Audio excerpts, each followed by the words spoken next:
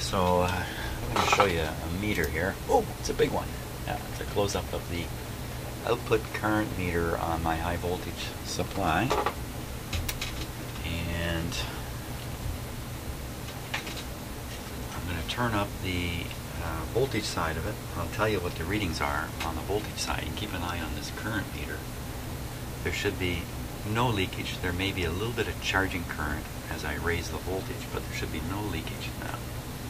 Take a good look at where it's sitting, because that's where zero really is, just below the line there. A little parallax error because of the position of the camera. So I think we're ready to start.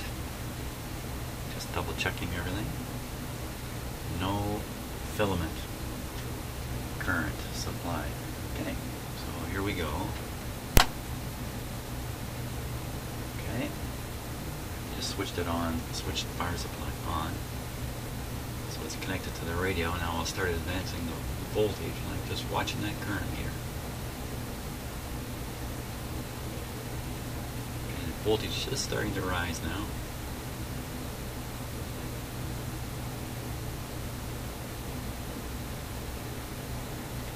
Wait a minute, something not right here.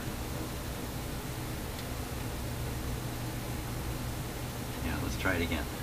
Advancing the wrong control. Here we go.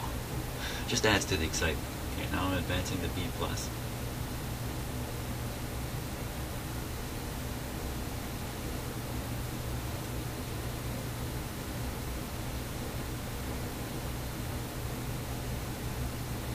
Oh, just maybe my voltmeter was stuck there, so it just jumped up to 75 volts. I don't see any current though.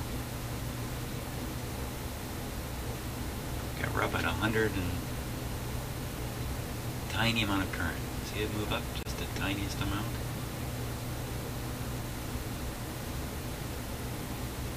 What I'm at? I'm at 120, about 120 volts, which is above, well above the 90. Turn it back down. See the tiny amount of leakage there. You can see that go up and down as I turn the voltage up and down a little bit. So, what's that tell me? That tells me that I think we can operate this radio. That's what that tells me. And also, I can tell from the wiring that the switch does only operate the heater circuit. There's no switch. So the tiny amount of leakage that we just saw would wear out batteries. I mean, that's not appropriate. They shouldn't have any leakage there at all.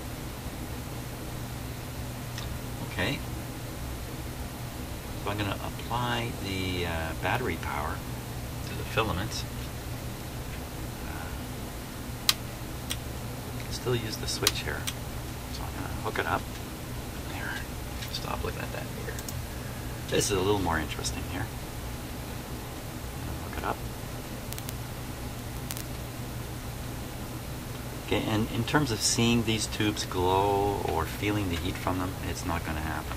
It is so low power.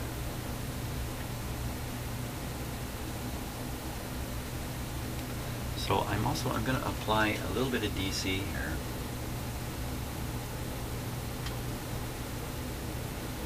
Set it to about 60 volts. Current is still low.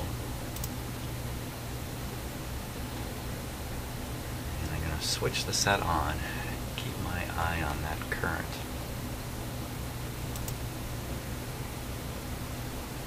Here we go.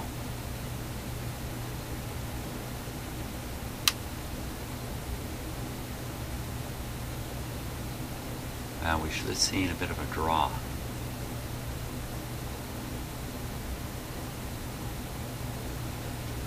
See any change, so this suggests to me that my setup here is not working.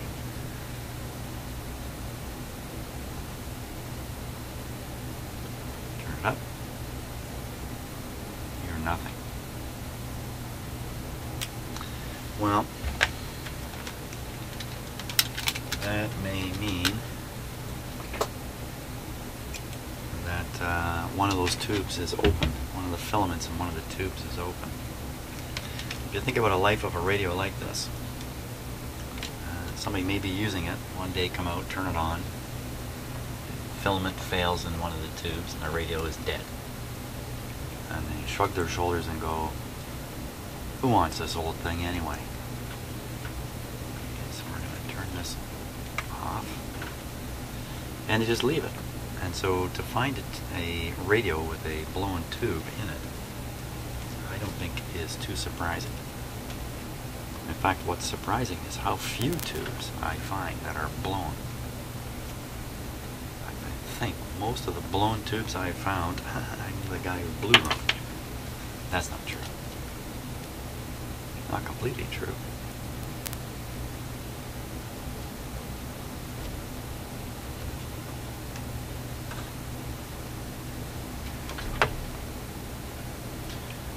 We're on the 200 milliamp scale. That's lots of range here. There should be no current flow. Okay. Now when I switch the set on, we should see some current flow. Here we go. Bingo. You kind of see the filaments heating up and the current dropping a bit.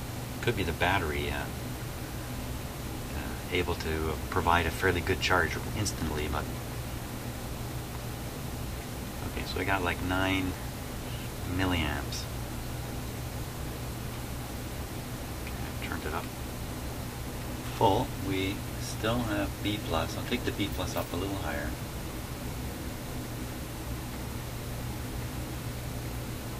Okay, B+ is set to 90 volts.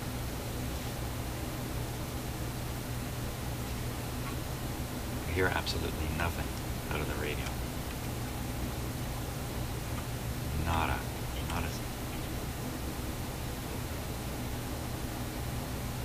a sound.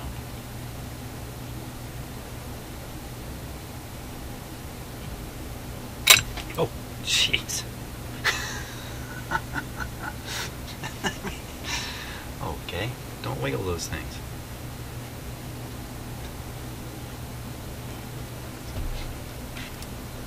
Wasn't quite expecting that.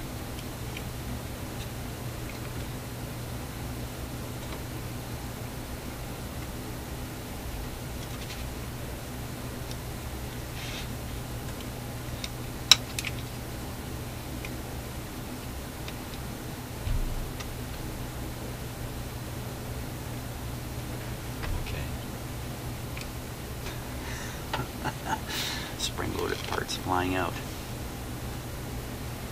Well, one of the things we could do is check for high voltage inside the radio.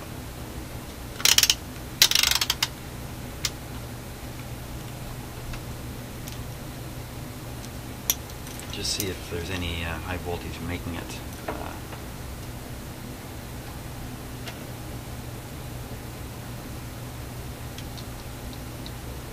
to any of the tubes here.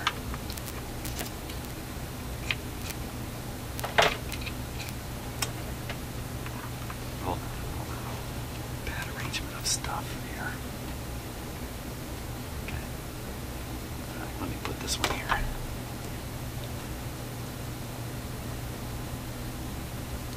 Okay. Just reading to the chassis and picking any old pin.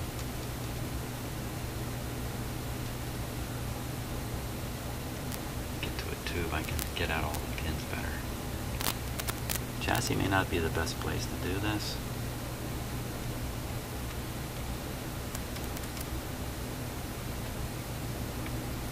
Okay, so let's try this. We'll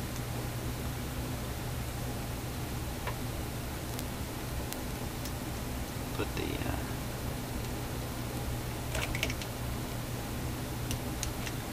try the impossible there. We'll clip the meter to the negative of the high voltage supply.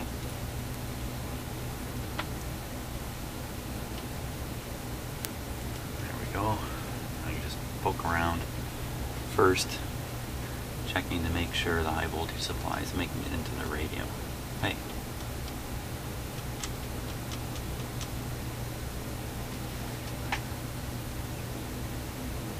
Okay, danger. First test indicates there's no high voltage reaching the radio. That means at any moment I could do something, correct that. Suddenly there's a DC supply, and for the first time I'm really applying voltage there, and I could have that little disaster happen. So let me turn it down. I'll read it right here. Hey.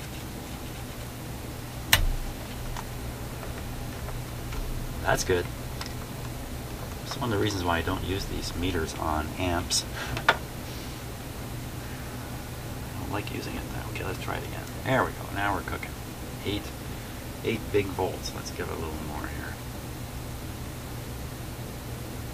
Okay, 35 volts. Can we find that on a tube? You know, I was poking around with my voltmeter set to amps. Yuck. There it is.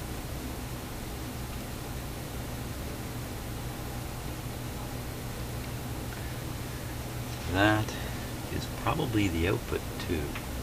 No, I'll take that back. The output tube, I think it's this one up here.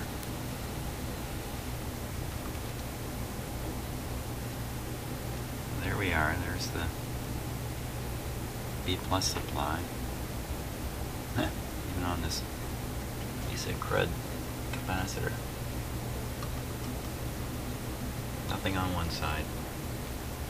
Even in this ugly condition, it seems to be working. Don't know what its capacitance might be. Now, why don't we hear something? If I touch the grid here, we should hear it. The volume up full.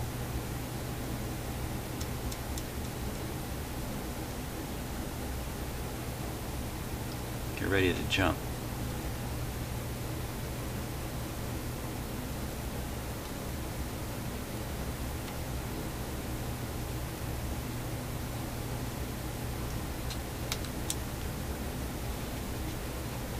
As I can tell, this radio has no antenna on it whatsoever. Let's put on an antenna here, just in case.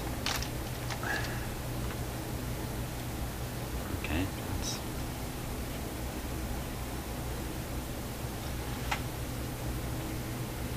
still reading no leakage current on the B plus.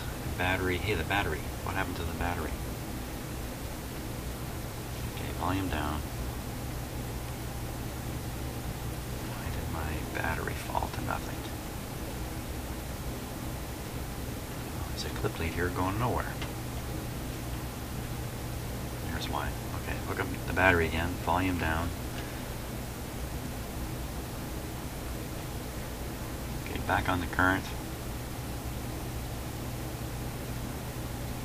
Come on, little radio.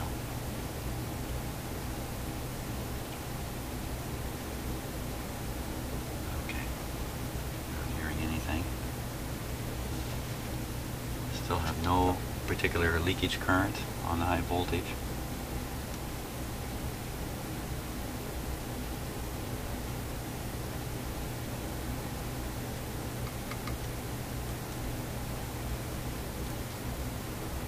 No sounds whatsoever. Nothing.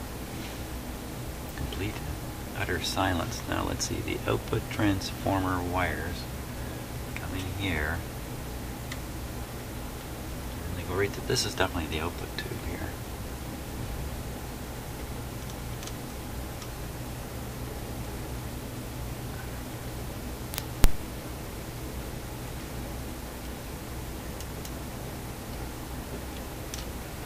Not a sound.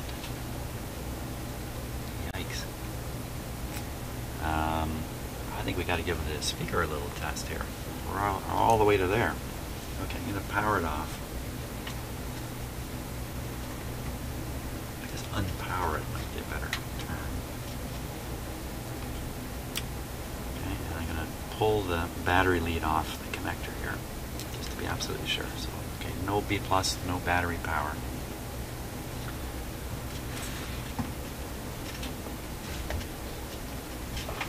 What I want to do I'll take the battery power and I'll just connect it to the speaker briefly, and we should hear that.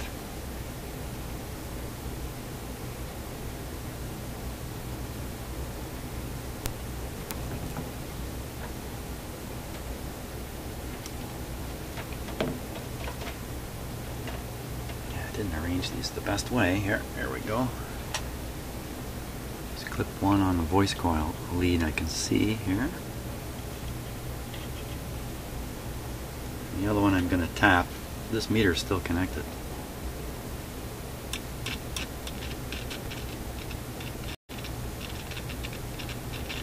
I certainly hear it. Nothing to jump, nothing to write home about.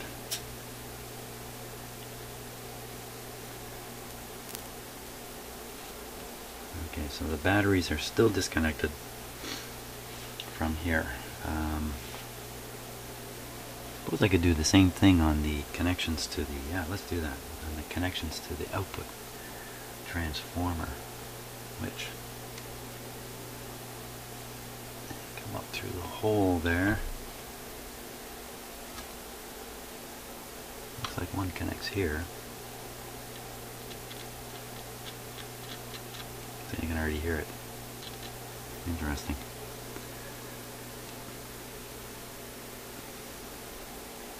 I think that pretty well proves it. Let's go on the other lead.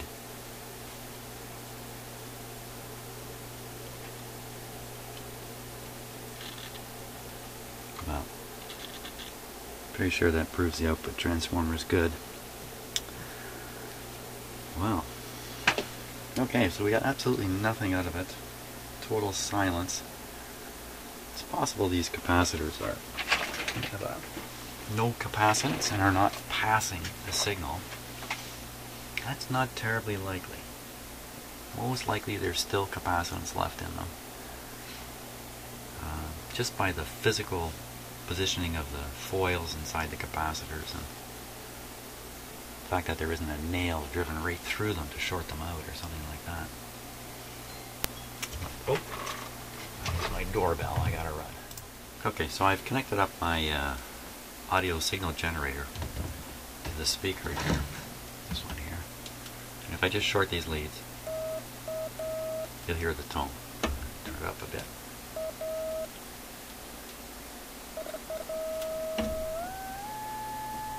Okay, a little more volume.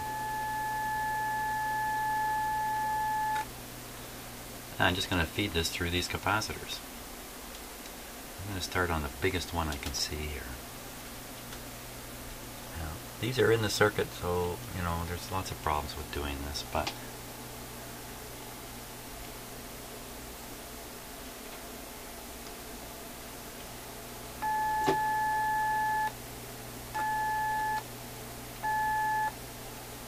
that's the big one. There's another big one here.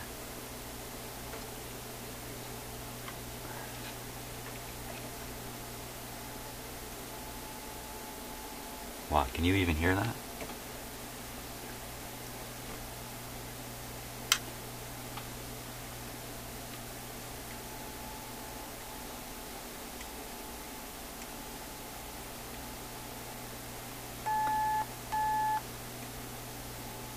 So this one's lost its capacity because I'll show you. Let's see, this is probably a 0.1.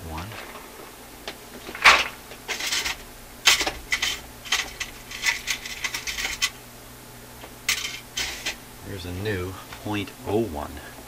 Let's see what a 0.01 sounds like.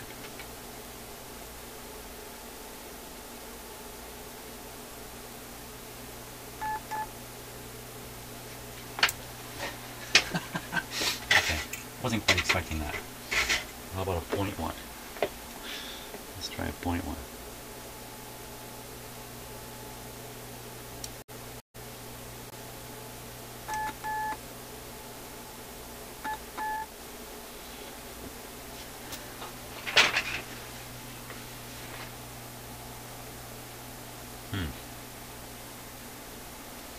He's been wondering about this one being shorted. It was putting through so much of a signal. Let's try this littler guy here. Now again, there can be resistors and other stuff that's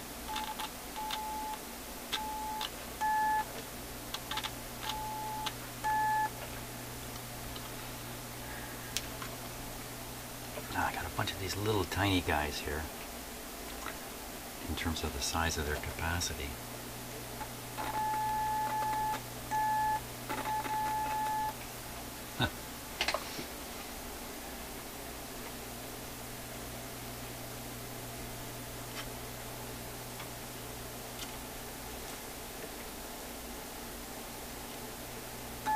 Through this one I hear that.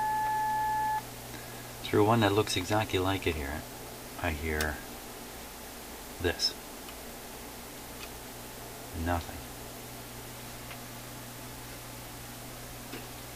Yeah, I don't know how valid any of this is here.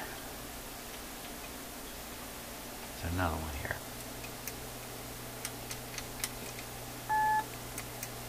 Nothing. So one of them I hear it through it, and the other one I hear nothing.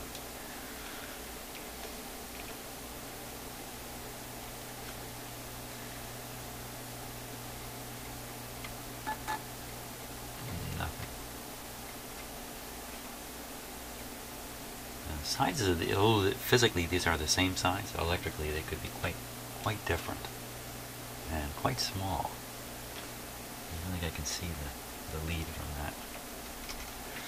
That capacitor is buried in there too far. There's another paper one here.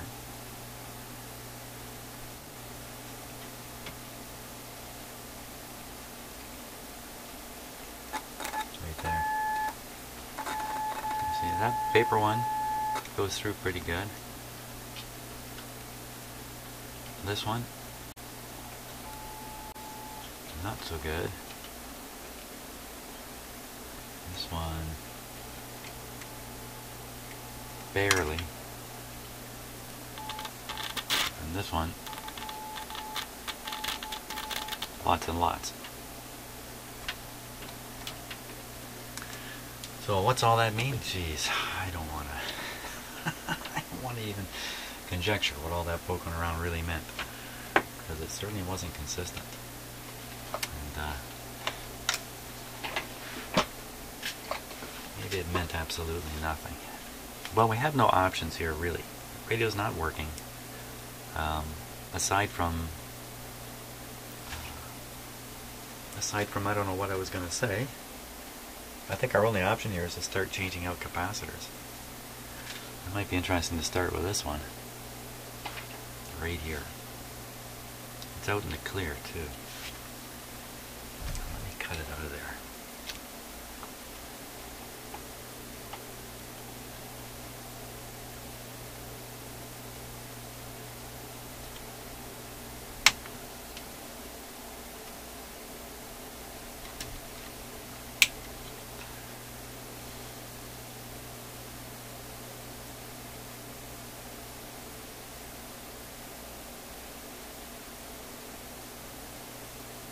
Must be under here.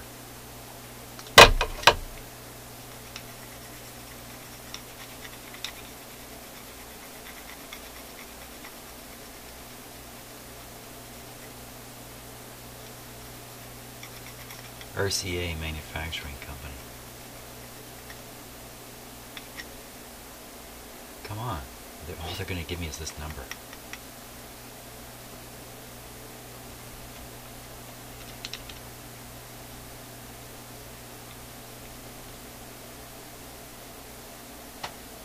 Positive. I'm not trying to say this is electrolytic or anything. It says positive right there.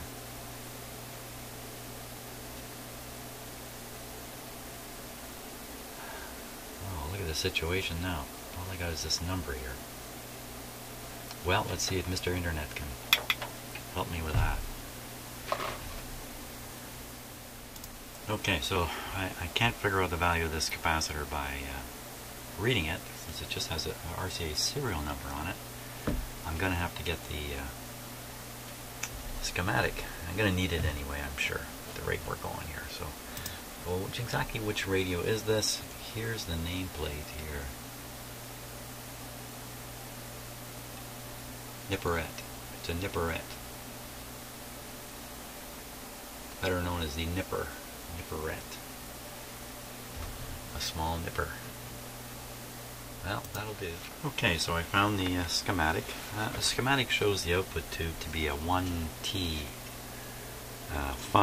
and what's in here is a 1C5. And just from reading the tube manual, it looks like the 1T5 was the original tube, and it was replaced by a 1C5. So you can guess that this radio was built with a 1T5 here.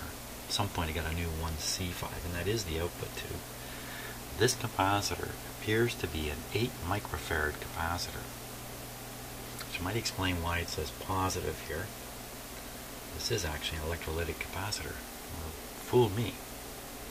The 8 is pretty big for a radio like this, and on the schematic it's just from the screen grid to ground.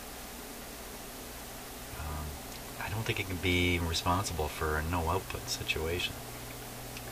8. 8. Oh man. I don't think I've got anything like that.